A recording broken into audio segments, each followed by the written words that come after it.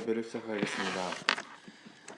전능하사 천지를 만드신 하나님 아버지를 내가 믿사오며 그 외아들 우리 주 예수 그리스도를 믿사오니 이는 성령으로 잉태하사 동정녀 마리아에게 나시고 본디오 빌라도에게 고난을 받으사 십자가에 못 박혀 죽으시고 장사한 지 사흘 만에 죽은 자 가운데서 다시 살아나시며 하늘에 오르사 전능하신 하나님 우편에 앉아 계시다가 저리로서 산자와 죽은 자를 심판하러 오시리라. 성령을 믿사오며 거룩한 공회와 성도가 서로 교통하는 것과 죄를 사하여 주시는 것과 몸이 다시 사는 것과 영원히 사는 것을 믿사옵나이다. 아멘. 찬송가는 오늘은 한 곡만 부르겠는데요. 85장입니다. 85장.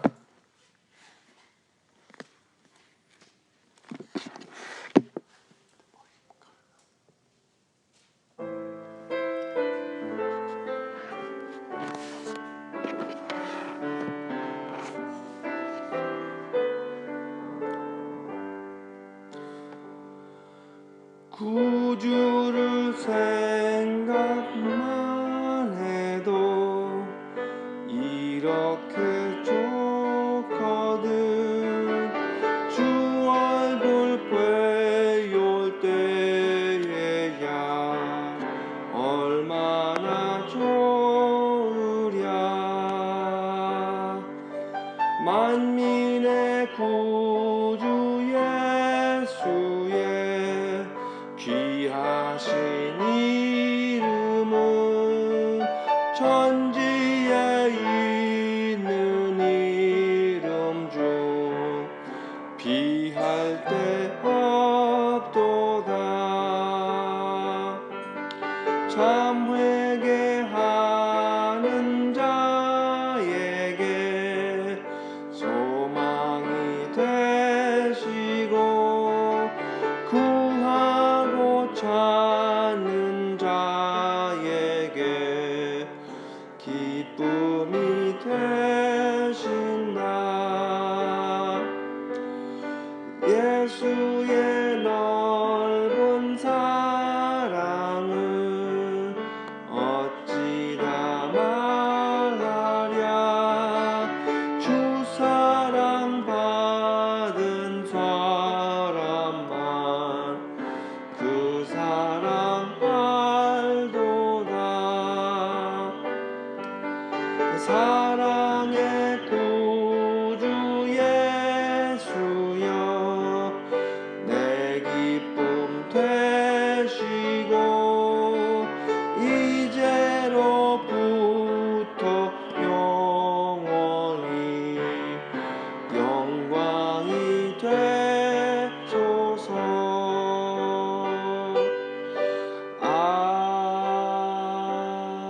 아멘.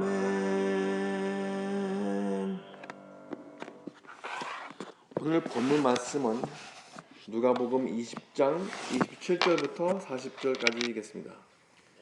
20장 27절부터 40절까지요.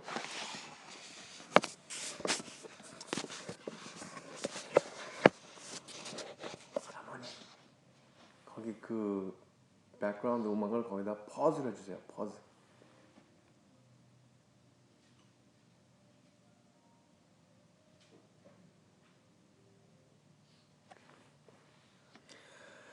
자, 시작하시겠습니다.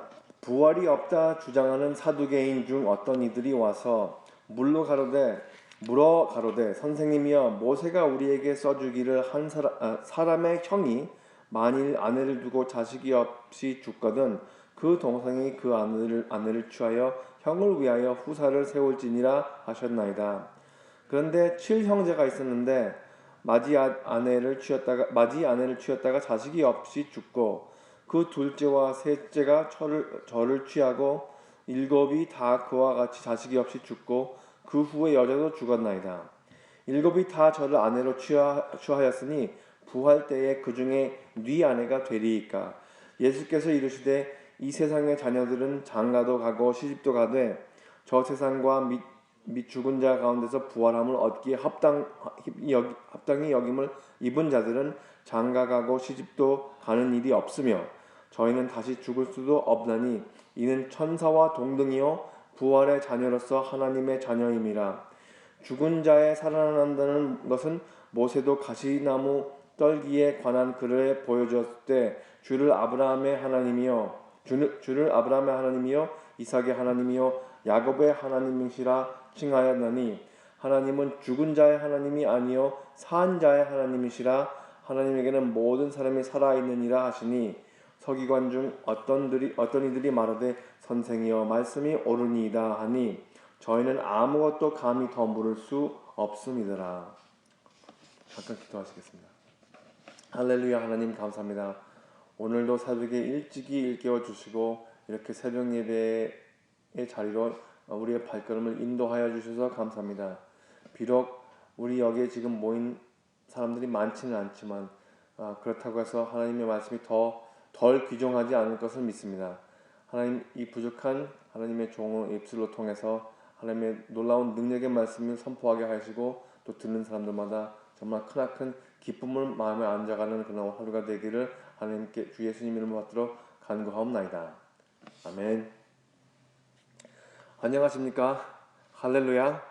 새벽 예배를 참여하신 우리 열방교회 성도 두 분, 그리고 우리 아내 주님의 이름으로 진심으로 환영합니다. 오늘 본문 말씀에는 지금 사두개인들이 예수님하고 이렇게 의문을 하는 그 장면이 보이죠. 근데 이게 실제로 무슨 궁금한 게 있어서 의문을 하는 게 아니라 괜히 시비를 거는 겁니다. 시비를 시험 삼아 거는 거죠. 근데 오늘 지금 본문에 이르기 바로 전에 어떤 사건이 있었냐면은 서기관들하고 그리고 또 바리새인들이 이렇게 가이사한테 세를 내야 되느냐 안 내느냐 그걸 가지고 이제 의문을 했었습니다. 그래서 예수님께서는 대답할 때 데나리오 동전을 하나 봐달라 해가지고 보니까 거기에 누구의 형상이 찍혀 있더냐. 그러니까 가이사입니다. 그러니까 예수님께서 물론 이렇게 말씀도 하실 수도 있겠지만 안 하셨어요. 너희는 어떤 형상이 찍혀 있느냐 그렇게 물어볼 수도 있었는데, 근데 그렇게는 안 물어보시고 그럼 가이사에게는 가이사에 속한 것을 주고 그리고 하나님의 것은 하나님께 바치라. 그렇게 너무나도 통쾌하게 대답을 하신 그 후에, 그 장면 바로 후에 나오는 것이 오늘 본문 말씀입니다. 27절 부활이 없다 주장하는 사두개인 중 어떤 이들이 와서. 예수님께서 사역하시던 그 당시에는 유대 민족이 크게 한 세 부분으로 나눠 있다고 합니다. 그러니까 정치적인 유대인들이 세 부분인데, 사회에서 좀 무치가 있던 바리새인들, 그 사람들은 천사들이 있다는 것을 존재한다는 것을 믿고 그리고 부활이 실제라는 것을 믿었습니다. 그러니까 예수님을 대적하던 그 많은 바리새인들도 천사가 있고 부활이 있다는 것은 인식을 했던 거예요. 그런데 그 반대로 사두개인들은 부활이나 천사들을 부인했던 것이죠. 그 사회의 위치나 어떤 그 재정적인 위치를 우리가 한번 추측해 보자면 아마 사두개인들은 좀 높은 위치, 좀 잘 사는 사람들이었습니다. 바리새인들은 아마 중산급쯤 되고요. 그리고 또 그 외부로 세 번째 폴리티컬한 그 그룹이 혁명파, 이스라엘 혁명파가 있었는데 그 사람들은 사회에 그렇게 많이 지도나 영향을 미치는 그런 그룹은 아니었습니다. 근데 부활을 믿지 않는다는 것은 우리가 현대에 살면서 우리 사람들에게는 많이 보편화되어 있죠. 지금 우리 시대 사람들에게는. 우리가 자라면서 학교 시절 때부터도 학교에서 진화론만 배우지 창조론은 배운 적은 없습니다. 그렇죠? 학교 다니면서 창조론 배운 적이 없어요. 교회를 안 다니는 사람들은 다들 진화론, 그리고 물리학적에서는 그 빅뱅을 통해서 한번 세상이 시작되고 그때부터 계속해서 우리가 이렇게 생명의 그 생체들이 다 나왔다고 그냥 나왔다고 그렇게 논을 합니다. 그런데 그런 줄기들이 아직도 우리 기독교 교회에도 남아 있습니다. 기독교 내에서 이 좀 부수적인 교리들을 볼 때는 다양히 틀려요. 중심적인 것, 예수님이 온전한 인간이시고 온전히 신이셨다. 그런 교리는 아주 중심적이기 때문에 별로 틀리지 않은데, 부수적인 그런 교리들이 있습니다. 예를 들어서 교회에서는 이 dispensationalism이라는 가르침이 있어요. dispensationalism이 뭐냐면은 이 구약 시대 때 하나님하고 인간하고 이렇게 다뤘던 그 소통 방법이나 그리고 신약 때에서 하나님께서 계시했던 그런 일들이나 이적과 기적 같은 거요. 그런 것들이 지금 와서는 이제 다 끝났다고 주장을 하는 그런 가르침이 있어요. 그것도 아주 굉장히 보수적인 달라스 신학교나 아니면 여기 가주에 있는 그 캘리포니아는 마스터 신학교 같은 데서 나온다는 것이죠. 성서를 똑같은 성서를 읽는데 여기서 나오는 그 이적과 기적 같은 내용들은 이 성서 안에서만 속하고 지금 현대에서는 이적과 기적 같은 게 없다는 것을 말하는 겁니다. 그게 우리 믿는 사람들 안에서 기독교인에서 그렇게 생각하는 사람들이 있다는 거예요. 제가 생각해 보니까 뭐 이단들이 하도 판을 치니까 이런 가르침이 있지 않을까 그렇게 생각도 됩니다. 하지만 그 반대로 이적과 기적만 그러니까 기독교의 신비로운 그 부분들만 찾아내는 그런 그룹도 있어요. 우리 교인들을 보면은 캔사스시의 IHOP 아니면은 북가주의 레딩시에 있는 베델교회 성도들 같은 분들이 있는데 거기에서는 예배 중에 이렇게 성경책을 펼쳐놓으면 그 안에서 만나가 나온대요. 만나. 그래가지고 뭐 과자 부스러기 같은 게 막 이렇게 놓여 있는데 이게 만나라는 거예요. 그리고 또 어떻게 보면 또 펼쳐보면 뭐 보석 같은 게 나와 있고 그리고 어떤 노인네들이 잠자다가 일어나니까 금리빨이 되어 있다. 아마 그런 말씀 혹시 들었을지 모르겠어요. 그런 이적과 기적이 있다는 사람을 주장하는 가운데서 그것을 체험해가지고 이렇게 막 널리 퍼뜨리는 사람들도 있습니다. 그러니까 사두개인들은 같은 유대 민족이지만 이적과 기적을 심각하게 여기지 않는 그런 파라고 해도 되겠죠. 그들은 부활을 믿지 않았기 때문에 예수님께 어려울 만한 질문을 삼아서 시험 삼아 하는 것입니다. 모세 시대 때에는 한 사람이 여자와 결혼을 했는데 거기에서 그 사람이 죽으면은 아무 자손을 이루지 못하고 죽으면은 그 사람의 동생이 대를 이어가라는 그 법이 있었는데 7형제가 다 한 번씩 재혼하고 그 여자하고 나중에는 그 여자조차 다 죽으면은 나중에 부활을 한 후에 그 여자는 누구의 아내가 됩니까? 그럴듯한 질문 아니겠어요? 그 부활 후를 생각해 본다면은 예수님의 대답을 듣기도 전에 저는 이런 생각도 해봤습니다. 그게 뭐 다 7명이 다 함께 한 여자와 함께 사는 게 그게 뭐가 많이 틀린가? 이스라엘 가장들은 일부 다처인 경우가 있지 않았습니까? 요새 EM에서 창세기를 공부를 하고 있는데 아브라함은 아내가 몇 명이었죠? 3명이었어요. 세라, 헷갈, 케투라. 물론 케투라는 사라가 사망 후에 다시 재혼한 거지만 그리고 야곱은 4명 동시에 레아, 라헬, 빌하, 질파였지 않았습니까? 충분히 그렇게 생각을 할 수도 있겠지만 예수님께서는 부활한 상태의 천국에 놀라운 것을 밝히시면서 그 동시에 부활에 대한 사실을 확신하십니다. 이 세상의 자녀들은 장가도 가고 시집도 가되 저 세상과 및 죽은 자 가운데서 부활함을 얻기에 합당히 여김을 입은 자들은 장가가고 시집가는 일이 없으며 예수님께서 여기서 대조하시는 것은 이 세상과 저 세상입니다. 이 세상에서 일어나는 것들이 저 세상하고 꼭 일치하지 않다는 것이죠.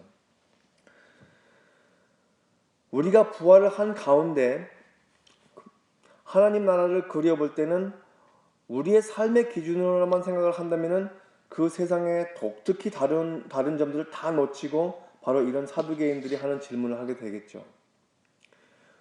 이 질문은 무엇을 다루고 있냐면은 소유권, 권위, 심지어 그때 가서 부부 생활이 있는가 없는가 그거를 다루고 있는 거예요. 이 질문이. 제가 참 좋아하는 어떤 선배 목사님이 한 분 계신데 이제 제 형뻘 되는 목사님이시죠. 신학교 다닐 때부터 가끔씩 이렇게 같이 토론을 하는데 한 번은 우리가 단기 선교를 다녀오는데 이제 대원들하고 같이 이렇게 그분이 같이 갔어요. 멕시코를 같이 단기 선교를 따라갔는데 같이 이제 차를 타고 돌아오는데 그 목사님이 한동안 브라질에서 자랐기 때문에 브라질 바비큐를 참 혹시 브라질 바비큐 드셔본 적 있습니까? 못 드셔보셨어요? 코리안 바비큐보다 훨씬 더 맛있습니다. 제가 코리안이라도 브라질리아 바비큐를 한번 먹어보니까 훨씬 더 맛있어요. 그런데 이제 천국에는 반드시 브라질 바비큐가 있을 것이다, 그렇게 주장하시는 거예요. 요한계시록에서는 나중에 일어날 잔치에 관한 구절들이 많이 있거든요. 요한계시록에 보면은 그 천국 나라에서는 잔치가 있다는 거예요. 그러면 같이 음식을 먹고 그런 이 뱅크트가 있다는 것이죠. 그래서 이제 잔치가 있으니까 바비큐가 있을 것이다, 그렇게 주장하시는 거예요. 저는 반대를 했습니다. 새 하늘과 새 땅에서 무슨 바비큐요? 고기를 먹으려면 짐승을 잡아야 되잖아요. 그럼 잡으면 그 짐승을 죽여야 된다는 말입니다. 근데 하늘나라에서는 죽음이 없는 곳이라고 하지 않습니까? 그러니까 제 논리는 그런 것도 없겠다고 생각했는데, 이제 이런 이야기를 같이 나누면서 다투지는 않지만 재미있게 이야기를 나눈 적이 있습니다. 그렇게 생각하실지는 모르겠지만 성서를 놓고 이런 이야기를 나누는 게 그게 사실은 신학이거든요. 그 유대인들은 같이 하브르타라는 그 교육 방법으로 성서에 나오는 이야기들을 갖고 같이 아주 굉장히 그 vigorously, 굉장히 활발하게 토론하는 것을 하나의 교육 방법으로 삼고 있습니다. 예수님께서는 장가나 시집에 관해서 그렇게 높은 말씀을 하시기보다는 오히려 그것들은 이 세상에 속한 일이고 저 세상에서는 독신을 오히려 더 높이시는 뉘앙스가 있습니다. 반드시. 영어로는 이거를 theology of singleness라고 말할 수도 있죠. 우리나라 문화에서는 짝이 없는 사람들에게 남녀 관계를 계속 지나치게 권하는 습성이 있거든요. 혼자 살면은 좀 뭔가 저 친구 좀 이상한 게 아닌가, 그렇게 트집을 잡을 때가 있습니다. 저도 한동안에는 노총각으로 목회를 해왔기 때문에, 그래서 그런 이제 친절한 그런 어떤 염려, 권사님들이 이 우리 구목사 빨리 장가 보내야지 하는 그런 사랑스러운 그런 염려도 있겠지만, 어떤 분들은 저 이 구목사 좀 어디 좀 이상한 게 아닌가, 그렇게 오히려 오해를 받을 때도 많이 있었어요. 하지만 예수님이나 바울이나 하나님께 충신을 차리고 독신으로 남는 그 자들은 결혼을 그렇게 중요하게 여기지 않았습니다. 그때 그들이 보이는 관점과, 그러니까 그 당시에 이 성서에서 예수님 같은 분이나 아니면 세례 요한이나 아니면 바울이 보이는 그런 관점과 그 우리들의 지금 갖고 있는, 포섭하고 있는 그 문화적인 관점이 그만큼 틀린 것이죠.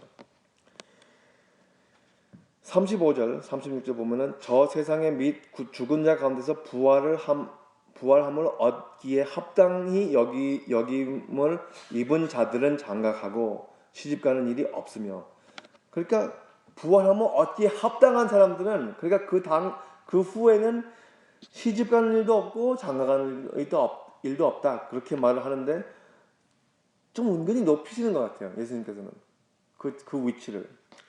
저희는 다시 죽을 수도 없나니 이는 천사와 동등이요 부활의 자녀로서 하나님의 자녀입니다. 그래서 혼자 사는 사람들을 비하하거나 비방하거나 불쌍히 생각하지 마십시오. 그리고 본인이 혼자 있다고 해서 괜히 그렇게 좀 누추하게 생각하지 마십시오. 반드시 하나님께서는 혼자 있는 그 시간을 귀중히 소중히 사용하라는 것을 아마 하나님께서 가르쳐주고 있다는 것을 저는 추구합니다. 예수님께서는 재혼하지 말라는 가르침도 있어요. 혼자 살면서도 하나님 안에서는 만사가 충분하다는 것, 나이가 정말로 마음에 만족하다는 것을, 그 가르침이 반드시 담겨 있겠습니다. 예수님께서는 이 사두개인들에게 그들이 질문하는 대답을 초월하여 오히려 그들이 부족한 부활의 신앙, 부활의 가르침을 얹혀주십니다.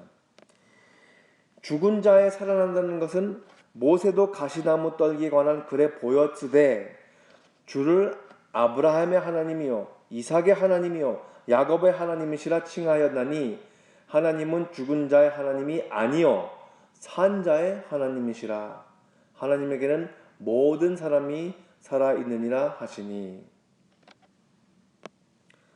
그 가시나무 떨기에 관한 글이 무언가 한번 찾아봤습니다. 그게 다름이 아닌 출애굽기에서 3장 11절부터 6절까지 맨 처음에 모세가 그 장인 이드로와 함께 있다가 그 떨기나무에서 하나님의 음성을 듣는 그 장면 있잖아요. 처음 모세가 하나님의 음성과 접하는 그 장면에서 이런 말씀이 나오는 거예요. 모세가 그 장인 미디안 제사장 이드로의 양떼를 치더니 그 떼를 광야 서쪽으로 인도하여 하나님의 산 호렙에 이름에 여호와의 사자가 떨기나무 가운데로 나오는 불꽃 안에서 그에게 나타나시니라. 그가 보니 떨기나무에 불이 붙었으나 그 떨기나무가 사라지지 아니하는지라. 이에 모세가 이르되 내가 돌이켜 가서 이 큰 광경을 보리라. 떨기나무가 어찌하여 타지 아니하고 아는고 하니 그때에 여호와께서 그가 보려고 돌이켜 오는 것을 보신지라. 하나님이 떨기나무 가운데서 그를 불러 이르시되 모세야 모세야 하시매 그가 이르되 내가 여기 있나이다. 하나님이 이르시되 이리로 가까이 오지 말라. 내가 선 곳은 거룩한 땅이니 내 발에서 신을 벗으라. 또 이르시되 나는 내 조상의 하나님이니 아브라함의 하나님, 이삭의 하나님, 야곱의 하나님이니라. 모세가 하나님을 배웠기를 두려워하여 얼굴을 가리매. 그렇게 나와 있거든요. 예수님께서 이것을 밝히시는 거예요. 하나님에게는 모든 사람이 살아있느니라 하시니, 이 말씀에는 부활 전에도 적용되는 말씀입니다. 지금 아브라함, 이삭, 야곱을 말하고 있지만 우리들에게는 우리가 지금 말하는 그 하나님은 모세의 하나님이시기도 하고 사도 바울의 하나님이시기도 하고 사도행전에서 돌맞아 순교당한 그 스데반의 하나님이시고 우리 할아버지 할머니의 하나님이시고, 예? 최근에 우리 아내 돌아가신 우리 장모님의 하나님이시고 우리가 알다가 돌아가신 모든 사람들의 모든 사람들이 하나님에게는 살아있다는 놀라운 사실입니다. 그러니까 우리가 살면서 모든 사람의 이 육신이 죽기는 마련이지만 그렇게 되어 있지만 하나님은 뭐라고 하셨죠? 성서에서 하나님은 영이시라고 하십니다. God is Spirit. 그분들의 기억이 우리 기억에 남아있는 것처럼 하나님에게는 그들이 다 살아있는 거예요. 벌써 이미 떠나신 분들도 다 살아계신 겁니다. 그것을 생각하면 죽음의 현실이 많이 달라지지 않습니까? 우리가 다들 받아들이고 있는 그 죽음이라는 현실이 달라지는 거예요. 우리가 보는 관점이. 부활은 오직 유대민족에서 발생된 어떤 그 풍습이나 미신에 속한 그런 가르침이 아니라 우리가 지금 예배드리는 살아계신 하나님의 현실이라는 것이죠. 예수님께서 하나님은 죽은 자의 하나님이 아니요 산 자의 하나님이시라. 하나님에게는 모든 사람이 살아있느니라 하시니 하고 결론을 내리셨을 때 거기에서 듣는 사람들이 감동이 됐었나 봅니다. 서기관 중에 한 명 어떤 이들이 말하되 선생이여 말씀이 옳으니이다 하니 그 중에서 듣는 사람들이 거기서 옳습니다. 거기서 아멘 하니까 거기서 예수님을 반대하면서 이 질문을 던진 사람들은 더 이상 질문을 못하는 거예요. 우리가 영생을 마음에 품을 수 있다는 것은 그게 실제로 존재하기 때문에 품을 수 있는 것입니다. 우리 마음에 그것을 그릴 수 있다는 것을. 그것을 누가 그 마음에 넣어놨냐고요? 하나님께서 그것을 우리 마음에 넣어놓으신 것입니다. Eternal life.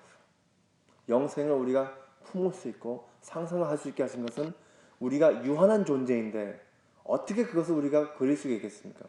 실제로 존재하기 때문에 하나님께서 우리 마음에 그것을 꿈꾸게 하시고 그것을 갈망하게 하시고 그것을 찾아서 계속해서 정진하게 하신 거죠. 우리가 이것을 간직하면서 산다는 존재들입니다. 예수님을 믿는다는 사람들은. 영생을 떠올릴 때 우리 심중에서 아멘을 외치는 믿음이 있으시기를 축원합니다. 아멘이 나와야죠. 왜 조용하세요.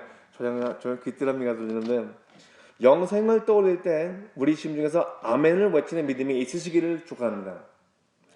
그리고 다른 사람들도 우리가 안 믿는 사람들 접하잖아요. 그 다른 사람들도 영생을 마음에 품을 수 있도록 우리의 삶에서 영이신 하나님의 움직임을 보이는 하루가 되시기를 주님의 이름으로 축원합니다. 기도하시겠습니다. 할렐루야. 감사합니다. 오늘도 우리에게 이 복음의 의미, 죽음을 초월하고 죽음을 물리친 하나님의 영생을 가르쳐 주시는 하나님께 감사드립니다. 우리가 이 세상을 살면서 몇 년을 살지 모르겠지만 이 세상을 살면서 많은 것들을 염려하고 많은 것들을 소원하면서 삽니다. 하지만 그 중에서도 가장 소중한 것은 이 세상을 떠날 때 저 세상에서 부활해서 하나님과 다시 살 생각을 하나님께 마음에 품게 하시니 감사드립니다.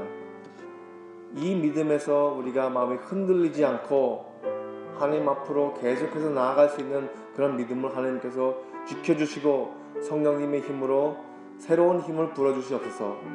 여기 새벽 예배에 참석하신 모든 한 사람 한 사람이 오늘 이 말씀을 명심하고 부활을 꿈꾸며 영생을 꿈꾸며 하나님과 죄가 없는 이 새롭게 일어나는 그 몸을 가지고 하나님 앞에서 예배하는 사람들 되는 그 날을 계속해서 갈망하며 살 수 있도록 성령님께서 인도하여 주시옵소서.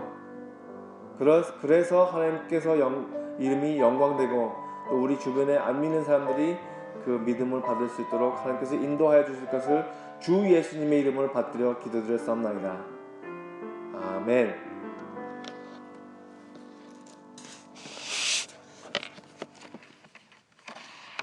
하늘에 계신 우리 아버지여, 이름이 거룩히 여김을 받으시오며 나라가 임하시오며 뜻이 하늘에서 이루어진 것 같이 땅에서도 이루어지이다. 오늘 우리에게 일용할 양식을 주시옵고 우리가 우리에게 죄를 지은 자를 사하여 준 것 같이 우리 죄를 사하여 주시옵고 우리를 시험에 들게 하지 마시옵고 다만 악에서 구하시옵소서.